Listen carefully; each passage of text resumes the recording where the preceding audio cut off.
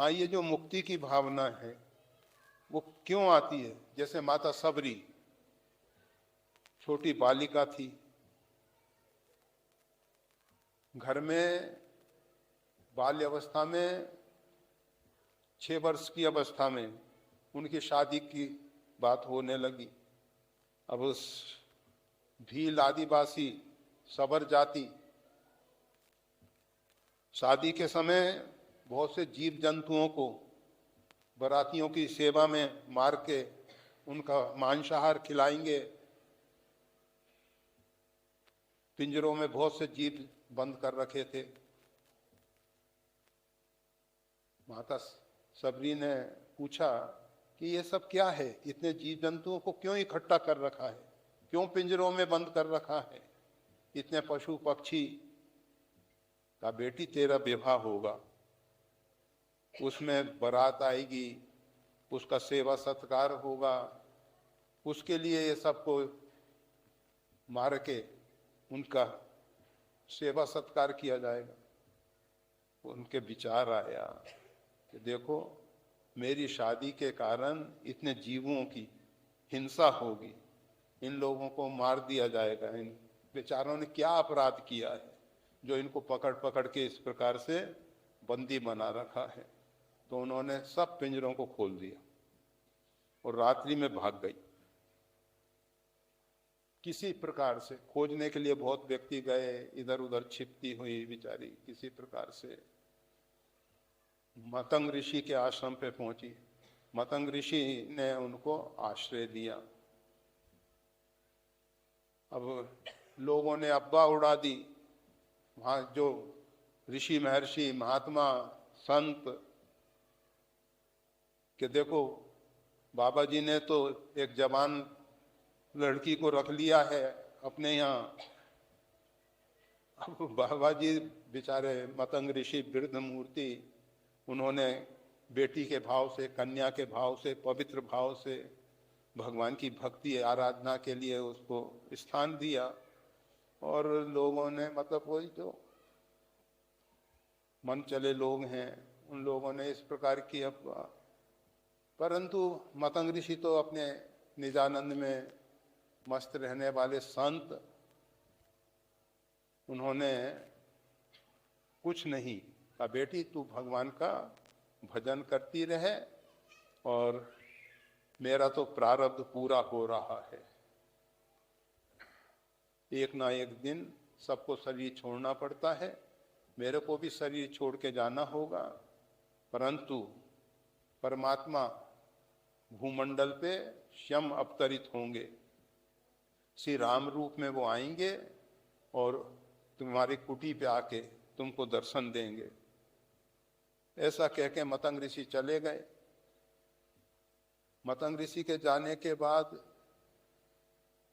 माता सबरी हमेशा नित्य प्रति भगवान किधर से कुटी पे आएंगे उस मार्ग को साफ स्वच्छ निर्मल बनाती थी। उसको कोमल बनाने के लिए पुष्प बिछा देती थी।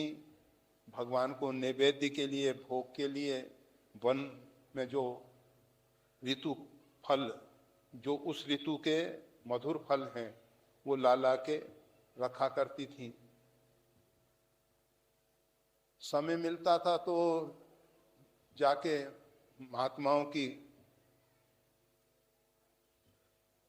सेवा करती थी। सेवा करने में क्या करती थी, जब महात्मा सवेरे स्नान के लिए गए तो गोमाय से, गोबर से लीप दिया और लीपने के बाद उनके लिए संध्या काष्ठ, जल इत्यादि ला के रख दिया। संतों ने देखा कि कौन हमारी सेवा कर रहा है। छिप के देखा तो मालूम पड़ा कि वो तो सबरी है। उन्होंने कहा कि सबरी अगर इधर कभी आएगी तो हम उसको बहुत दंडित करेंगे, प्रताड़ित करेंगे। और माता सबरी का अपमान किया, सबरी को परेशान किया। उसके कारण जो पंपा सरोवर है उसका जल जो है दूषित हो गया, अग्राह्य हो गया, पीने लायक नहीं रहा। अब उन लोगों ने क्या कहा कि सबरी ने इसमें स्नान किया है, इसके कारण से ये जल ऐसा दूषित हो गया। अपराध स्वयं कर रहे हैं और दोष दे रहे हैं माता सबरी को। जब भगवान श्री राम वहां पधारे तो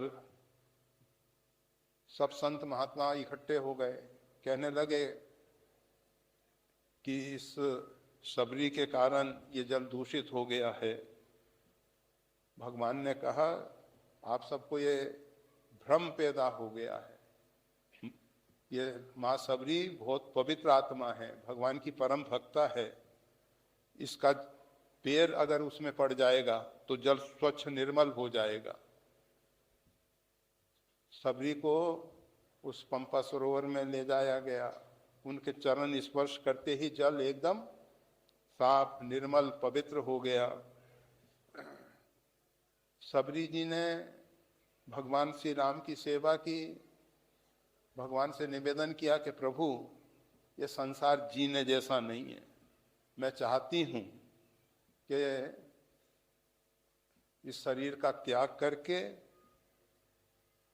आप में विलीन हो जाऊं। और ऐसा ही हुआ। सबरी जी ने योगाग्नि के द्वारा शरीर का त्याग किया और शरीर का त्याग करने के उपरांत हरिलीन भई, जहाँ नहीं फिरे, जहाँ जाके लौटना नहीं होता है, ऐसा भगवान में विलीन हो गई। तो हम ये बता रहे थे कि जो संसार से बहुत दुखी हो जाते हैं, बहुत परेशान हो जाते हैं, वो मुक्ति की कामना करते हैं। संसार भगवान ने दुखालय नहीं बनाया है। भगवान ने संसार जो है आनंदमय संसार है, ये भगवान की लगाई हुई आनंदमयी पुष्प वाटिका है। इसमें आनंद मिलता है, परंतु जीने की कला, जीवन जीने का ढंग हमको नहीं आता है। इस कारण से हम दुखी हो रहे हैं। अगर जीने का ढंग हमको आ जाए तो अभी भी और पहले भी, मतलब प्राचीन काल में भी, वर्तमान में भी ऐसे बहुत से संत महापुरुष हैं जो वर्तमान में बहुत आनंद में हैं, क्योंकि उन्होंने जीने का ढंग सीख लिया है, किस ढंग से जिया जाता है। इसलिए उनके जीवन में आनंद है वर्तमान में भी। तो 84 लाख योनियों से हमेशा के लिए कैसे मुक्त हो? मुक्त होने के लिए परेशान होने की जरूरत नहीं है, जीने का ढंग सीखो, सही ढंग से जीवन जियो और स्वयं भी सुखी हो, दूसरों को भी सुखी करो। स्वयं भी आनंदित हो, दूसरों को भी आनंदित करो। वीडियो देखने के लिए धन्यवाद। श्री गुरुदेव की वाणी का और ज्यादा लाभ लेने के लिए कृपया हमारे चैनल को लाइक और सब्सक्राइब करना ना भूलें। चैनल का लिंक डिस्क्रिप्शन बॉक्स में उपलब्ध है। जय श्री राम।